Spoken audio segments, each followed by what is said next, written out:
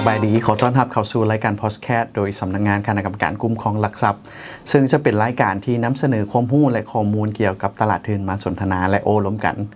ในมื้อนี้พวกเขาจะมาสนทนาในหัวข้อเกี่ยวกับผลตอบแทนและความเสี่ยงในการลงทุนในหลักทรัพย์ที่จดทะเบียนในตลาดหลักทรัพย์ลาวจะมีคือแนวใดนั้นเนื้อหาสาระของการสนทนาในมื้อนี้จะเป็นประโยชน์อย่างยิ่งกับผู้ลงทุนและผู้ที่มีความสนใจต้องการลงทุนในหลักทรัพย์ว่าจะมีคือแนวใดนั้นผลตอบแทนจะมีคือแนวใดรวมถึงความเสี่ยงที่ต้องคำนึงถึง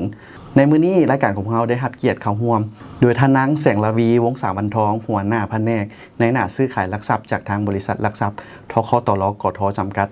สบายดีเจ้าสบายดียินดีต้อนรับและแสดงความขอบใจที่ว่าเข้าร่วมในการสนทนาของเราในมื้อนี้เจ้ายินดีเช่นเดียวกันเจ้าก่อนอื่นที่เขาจะเข้าสู่ประเด็นหลักก็คือเรื่องของผลตอบแทนและความเสี่ยงจากการลงทุนในหลักทรัพย์นี้อยากให้ท่านได้ให้ความหมายหรือว่าปูพื้นฐานความรู้แก่พวกเขาก่อนว่าหลักทรัพย์นี่แม่นหยังเจ้าถือว่าเป็นคำถามที่ดีแล้วต้องขอบใจนำพิธีกรเนาะที่ว่าให้โอกาสข้าพเจ้าได้มาสนทนาในมื้อนี้ซึ่งว่าก่อนที่ว่าเขาจะลงทุนในหลักทรัพย์หรือว่าการลงทุนในหลักทรัพย์อันใดอันหนึ่งนี้เนาะแน่นอนถ้าเขารู้ว่าหลักทรัพย์นี่มันหมายถึงอย่างมันก็จะเป็นการดีต่อกับผู้ลงทุนว่ามันจังใดเด้จึงเอื้นว่าหลักทรัพย์เพราะบางคนหรือว่าบางท่านก็แม่นยังบ่ทันได้เข้าใจเทื่อเนาะอันนี้ข้าพเจ้าขอเว้าในเบื้องว่าถ้าสมมุติว่าคำว่าหลักทรัพย์อิงตามกฎหมายว่าด้วยหลักทรัพย์ซึ่งเพิ่นได้ระบุว่าจังใดเนาะซึ่งตัวนี้แม่นเฮาจะว่าอิงใส่กฎหมายว่าด้วยหลักทรัพย์ฉบับที่79เนาะทับสพสเนาะลงวันที่3ธันวาปี2019เนาะเป็นฉบับจะปรับปรุงเพิ่นได้ระบุว่าหลักทรัพย์นี้แม่นเครื่องมือทางด้านการเงินเนาะซึ่งประกอบมีหุ้นกู้พันธบัตรรัฐบาลและการหน่วยลงทุนรวมไปถึงอนุพันธ์และก็หลักทรัพย์ประเภทอื่นๆเนาะอิงตามคณะกรรมการคุ้มครองหลักทรัพย์เพิ่นได้กำหนดไว้ซึ่งว่าผู้ที่ว่าถือครองหลักทรัพย์นั้นจะมีสิทธิ์และกับผลประโยชน์ขึ้นกันกับคุณลักษณะของหลักทรัพย์แต่ละประเภทที่ว่าเพิ่นได้กำหนดไว้เนาะคันสั้นนิยามแบบที่ว่าเฮาสามารถเข้าใจได้ง่ายๆนี่เฮาสามารถให้คำนิยามกับหลักทรัพย์นี่มันคืออย่างไรคันซิเว้าเข้าใจกันง่ายๆโดยทรัพย์ทั่วไปเนาะหลักทรัพย์นี่หมายถึงทรัพย์สินเนาะที่ว่ามันมีมูลค่าและสามารถเปลี่ยนมือได้อยู่ในตลาดคันซองและหลักทรัพย์ดังกล่าวนี้สามารถที่จะสร้างมูลค่าหรือว่าสร้างโอกาสในการลงทุนและสร้างผลประโยชน์ให้แก่ผู้ถือครองได้ในจังหวะที่ว่าสภาพเศรษฐกิจแต่ละระยะที่มันเป็นไปเนาะเจ้าคันสั้นแล้วการลงทุนในหลักทรัพย์นี่มันมีความแตกต่างหรือคล้ายคือครับการลงทุนด้านอื่นๆคือแนวใดสำหรับการลงทุนในหลักทรัพย์นี่ถ้าเราจะไปเทียบกับการลงทุนกับประเภทอื่นๆเนาะเฮาก็อาจจะเบิ่งได้เป็นหลายๆอัน 2-3 อย่างที่ว่าข้าพเจ้าขอยกตัวอย่างเป็นเนาะคือตัวอย่างว่าการลงทุนในหลักทรัพย์นี้คือที่เฮาเว้ากันว่าการลงทุนในหลักทรัพย์นี้หมายถึงการซื้อเอาเงินนี้ไปซื้อทรัพย์สินเนาะบ่ว่าจะเป็นหุ้นกู้หรือว่าพันธบัตรรัฐบาลซึ่งว่าจะได้รับเป็นผลตอบแทนเดี๋ยวเฮาอาจจะเว้าต่อไปเนาะว่าผลตอบแทนมันมีหยังแน่ถ้าสมมุติว่าเฮาไปเทียบกันกับการลงทุนประเภทอื่นบ่ว่าจะเป็นการลงทุนในอสังหาริมทรัพย์เนาะซื้อดินเนาะตัวอย่างว่าหรือว่าจะเป็นการลงทุนประเภทค้ำบ่หรือว่าเอาเงินไปฝากธนาคารซึ่งว่าการลงทุนแต่ละประเภทก็มีสีสันหรือว่ามีเสน่ห์ของการลงทุนแต่ละประเภทซึ่งมันก็ขึ้นกับช่วงจังหวะของเศรษฐกิจเช่นเดียวกันเนาะซึ่งว่าเฮาสิมาเว้ากันว่ามันแตกต่างกันจังไดการลงทุนในหลักทรัพย์นี่หมายความว่าเป็นการเอาเงินนี่นะไปซื้อทรัพย์สินเนาะซึ่งทรัพย์สินที่เฮาคาดว่าจะสร้างผลประโยชน์หรือว่าสร้างผลกำไรให้เฮาในอนาคตเนาะตัวอย่างว่าเฮาซื้อหุ้นเฮาก็คาดว่าจะได้รับเงินปันผลและคาดว่าจะได้คาดว่าหุ้นดังกล่าวนี้ราคามันก็จะเพิ่มขึ้นสูงเฮาก็ได้ส่วนต่างจากการลงทุนเนาะแต่สำหรับมาเทียบใส่กันกับการลงทุนในอสังหาริมทรัพย์ซึ่งว่าถ้าเทียบกับสภาพคล่องแล้วถ้าเอาสภาพคล่องมาเทียบกันแล้วการในลงทุนในหลักทรัพย์จะค่อนข้างมีสภาพคล่องหลายกว่า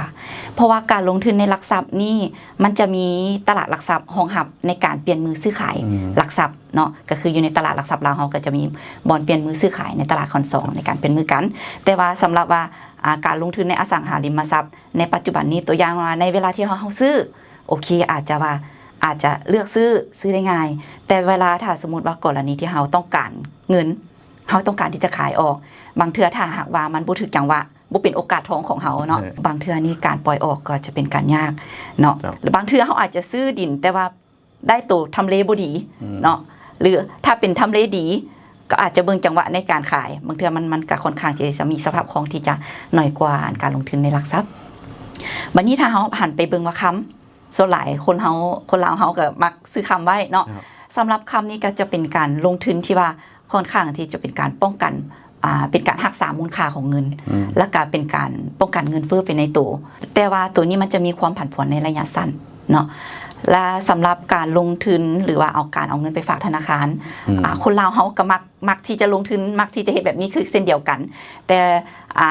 คันซิมาเทียบกันแล้วการลงทุนโดยเอาเงินไปฝากธนาคารกับการลงทุนในหลักทรัพย์ประเภทที่ว่าซื้อพันธบัตรรัฐบาลหรือว่าซื้อเงินกู้ก็มีลักษณะคล้ายๆกันก็คือได้ดอกเบี้ยเช่นเดียวกันแต่ว่าอาจจะมีการลูกเล่นหรือว่าอาจจะแตกต่างกันเล็กน้อยหรือว่าอัตราดอกเบี้ยก็สิแตกต่างกันเล็กน้อยคันซั่นปัจจุบันนี้หลักทรัพย์ที่ว่ามีการเคลื่อนไหวซื้อขายอยู่ตลาดหลักทรัพย์ลาวในปัจจุบันนี้มีหลักทรัพย์ประเภทใดเนี่ยครับปัจจุบันนี้อยู่ในตลาดหลักทรัพย์ลาวเฮามีผลิตภัณฑ์อยู่3ผลิตภัณฑ์เนาะหลักๆก็คือมีหุ้นสามัญเนาะอันที่2มาก็คือแม่นหุ้นกู้เนาะ corporate bond อันที่3มาก็คือแม่นพันธบัตรรัฐบาลเนาะ government bond จะมีอยู่3อันเจ้าซึ่งหลักทรัพย์แต่ละประเภทนี้ให้ผลตอบแทนแตกต่างหรือคือกันคือแนวใดอันคอรบกวนให้ทานลงลึกให้รายละเอียดของครับตื่นจักหน่อยเจ้าสำหรับผลประโยชน์หรือว่าผลตอบแทนจากการลงทุนใน3ประเภทที่เราได้เว้ากันมาเนาะก็คือว่ามีหุ้นแล้วก็มีหุ้นกู้แล้วก็พันธบัตรรัฐบาลนี่ก็สิมีความแตกต่างหรือว่าผลตอบแทนนี้คล้ายๆแล้วก็แตกต่างกันเล็กน้อยเนาะคือการลงทุนในหุ้นจังซี่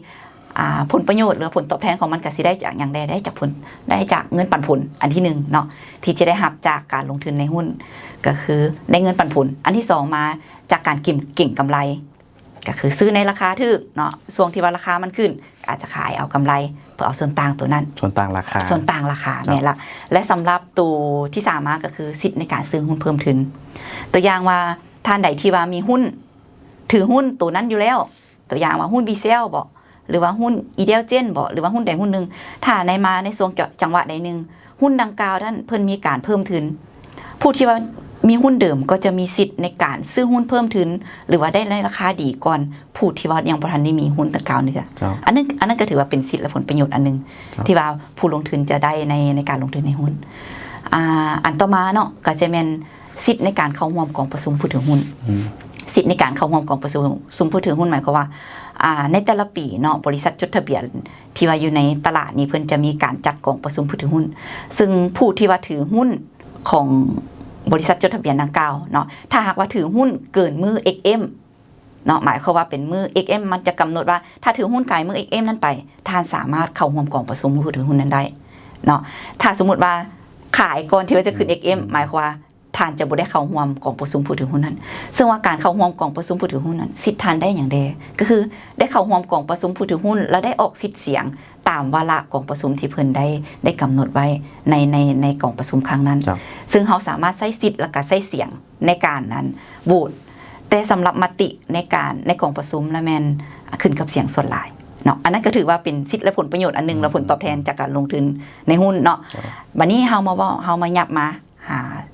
ผลประโยชน์หรือผลตอบแทนจากการลงทุนในหุ้นกู้วันนี้การลงทุนในหุ้นกู้นี้ผลตอบแทนมันจะได้รับเป็นในรูปแบบของอัตราดอกเบี้ยซึ่งว่าในเวลาซื้อในเบื้องต้นนี้เพิ่นจะกำหนดเลยว่าอัตราดอกเบี้ยจะแม่นเท่าใดเนาะจะฮู้ล่วงหน้าเลยว่าจะได้อัตราดอกเบี้ยเท่าใดเท่านั้นเท่านี้เปอร์เซ็นต์เนาะระยะเวลาเท่าใด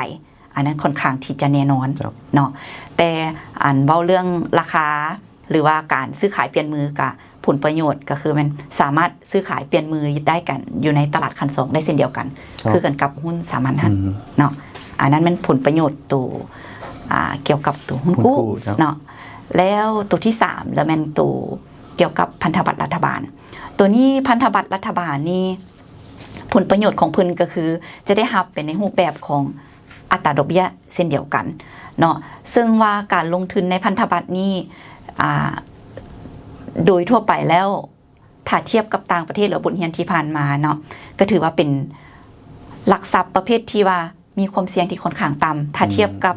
หุ้นสามัญหุ้นกู้เนาะหลักทรัพย์ พันธบัตรรัฐบาลนี้การลงทุนในพันธบัตรรัฐบาลนี้ถือว่ามีความเสี่ยงที่ค่อนข้างต่ำเจ้าแล้วก็การจ่ายดอกเบี้ยก็เป็นไปตามกำหนดแล้วก็ถือว่าผู้ลงทุนนี่ผู้ใดที่บ่มักความเสี่ยงนี่ทานสามารถเลือกลงทุนกับพันธบัตรรัฐบาลนี้น่าจะเหมาะสมกว่าเนาะเจ้าคือการลงทุนในพันธบัตรรัฐบาลนี่การมีการแยกย่อยตืมอีกแม่นเจ้าเดี๋ยว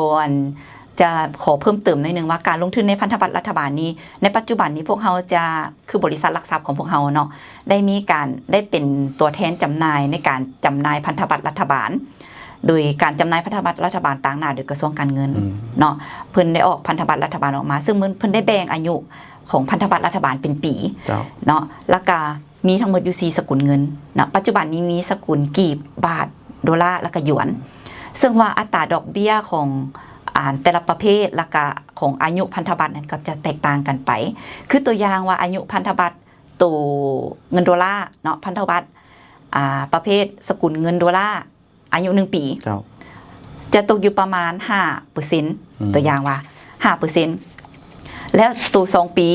5.5 มันจะขึ้นเป็นแต่ละปีแต่ว่าการจ่ายดอกเบี้ยแมนปีหนึ่ง2 ครั้งเริ่มตั้งแต่มือซื้อไป6 เดือนจ่ายเท่านึง6 เดือนจ่ายเท่านึงซึ่งในระยะผ่านมาตั้งแต่เพิ่นเริ่มจำหน่ายพันธบัตรรัฐบาลผ่านตลาดหลักทรัพย์ลาวมาตั้งแต่ปี 2018 นะถือว่าการจ่ายพันธบัตรจ่ายดอกเบี้ยและต้นทุนถือว่าถูกต้องตามกำหนดที่ว่าเพิ่นได้อันนั้นมาตลอดระยะเวลาเนาะก็คือว่าบ่มีการผิดชำระในการชำระต้นทุนและดอกเบี้ยเนาะในระยะผ่านมาสมกับที่ว่ามีความเสี่ยงต่ำเจ้าแม่ละถือว่าเห็นผู้ลงทุนหลายๆท่านที่เป็นคนลาวอาจจะเป็นคนที่สูงอายุแน่หรือว่าผู้ที่ว่า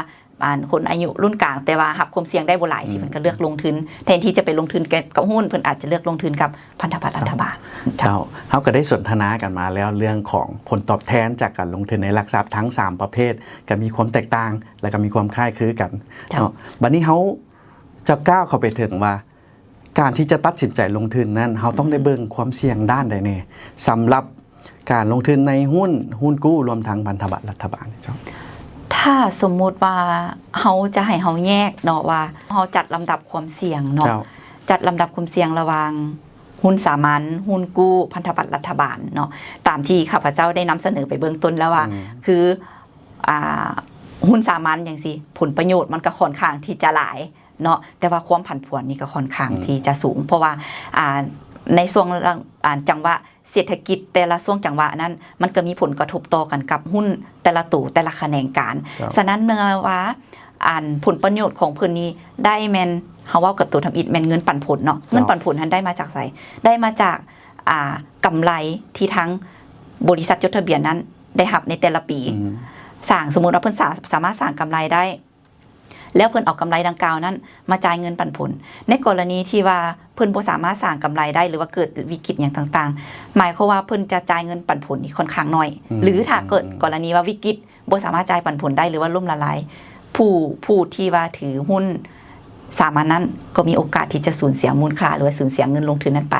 เนาะอันนั้นก็ถือว่าเป็นความเสี่ยงนึงทุกสิ่งทุกการลงทุนก็ล้วนแต่มีความเสี่ยงคือถึงที่งูมันมีผลตอบแทนที่สูงความเสี่ยงกับการสูงไปนำแม่นและถ้าตัวนี้ฉะนั้นข้าพเจ้าจึงว่าสำหรับการลงทุนในเกี่ยวกับหุ้นสามัญนี้คิดว่าน่าจะเหมาะสมกับผู้ที่ว่าสามารถรับความเสี่ยงได้หลายกว่าถ้าเทียบกับการลงทุนกับหุ้นกู้กับพันธบัตรที่ว่าการลงทุนในหุ้นกู้นี่เพิ่นจะมีการกำหนดอัตราดอกเบี้ยที่ชัดเจนระยะเวลาในการรับเงินต้นทุนและดอกเบี้ยนี้รับเงินต้นทุนในดอกเบี้ยของตนเองนะที่ว่าชัดเจนเนาะฉะนั้นมันก็มีความอุ่นใจแต่ว่าความเสี่ยงของเพิ่นก็คือสิมีตัวธุรกิจดังกล่าวมันบ่สามารถดำเนินไปได้และเห็นให้ธุรกิจดังกล่าวนั้นผิดนัดชำระหนี้บ่สามารถชำระหนี้ได้อันตัวนั้นก็เป็นความเสี่ยงอันนึงสำหรับหุ้นกู้เนาะแต่โดยรวมแล้วก็ยังถือว่ามีความเสี่ยงที่น้อยกว่าหุ้นสามัญเจ้าถ้าเทียบเนาะแล้ววันนี้มัดเบิ่งถ้าไปเทียบกับพันธบัตรรัฐบาลถือว่าหุ้นกู้พอมีความเสี่ยงหลายกว่าพันธบัตรรัฐบาลเพราะว่าพันธบัตรรัฐบาลนี่1คือรัฐบาลเป็นผู้ค้ำประกันโดยตั้งหน้าให้กับกระทรวงการเงินเนาะในการเป็นผู้ออกจำหน่ายพันธบัตรรัฐบาลนี้ซึ่งว่ามีความมั่นคงหรือว่าความน่าเชื่อถือที่ค่อนข้างสูงกว่าถ้าเทียบกับหัวหน่วยธุรกิจเนาะฉะนั้น การลงทุนในอันพันธบัตรนี้ก็ค่อนข้างที่จะมีความเสี่ยงต่ำแต่ถึงใดก็ตามเนาะมันก็ปราศจากบ่ได้ความเสี่ยงแต่ความเสี่ยงที่มีก็อาจจะมีความเสี่ยงในกรณีที่ว่าเพิ่นมีการปรับอัตราดอกเบี้ยทั่วทั้งระบบเนาะถ้าหากว่าอัตราดอกเบี้ยในทั่วทั้งระบบมันมีการปรับตัวที่ว่าอันสูงขึ้นอย่างซี่แต่อัตราดอกเบี้ยพันธบัตรยังบ่ขึ้นอย่างซี่นะมันก็อาจจะเห็นให้ผู้ลงทุนนี้ไปขายอยู่ในตลาดขั้น2อย่างซี่เพื่อว่าอาจจะนำเงินไปฝากอยู่ธนาคารบ่หรือว่าเป็นลงทุนในส่วนอื่นเนาะก็ถือว่าพันธบัตรรัฐบาลนี่มีความเสี่ยงน้อยกว่าหุ้นกู้ของบริษัทแล้วหุ้นกู้ความเสี่ยงก็มีหุ้นกู้ของบริษัทก็มีความเสี่ยงน้อยกว่าหุ้นสามัญถ้าเขาเรียง priority เบิ่งตามเขาเอิ้นว่าเบิ่งตามเนเจอร์หรือว่าประเภทของหลักทรัพย์ดังกล่าวหั่นเนาะจะประมาณนั้นจ้ะถือว่าการสนทนาในมื้อนี้พวกเขาก็ได้ลงลึกในหลายปัญหาโดยเฉพาะแม่นเรื่องของผลตอบแทนและความเสี่ยงจากการลงทุนในหลักทรัพย์บ่ว่าจะเป็นหุ้นกู้หรือพันธบัตรรัฐบาลต้องขอแสดงความขอบใจเป็นอย่างสูงมายังท่านนางแสงลาวีวงศ์สาวันทองหัวหน้าแผนกในหน้าซื้อขายหลักทรัพย์จากทางบริษัทหลักทรัพย์คทตลกทจำกัดที่ได้ให้เกียรติเข้าร่วมสนทนากันในมื้อนี้หวังยิ่งว่าโอกาสหน้าพวกเขาจะได้นำเอาหัวข้อสำคัญต่างๆมาสนทนากันอีกในตอนหน้าเจ้าขอขอบใจหลายๆเจ้าขอบใจ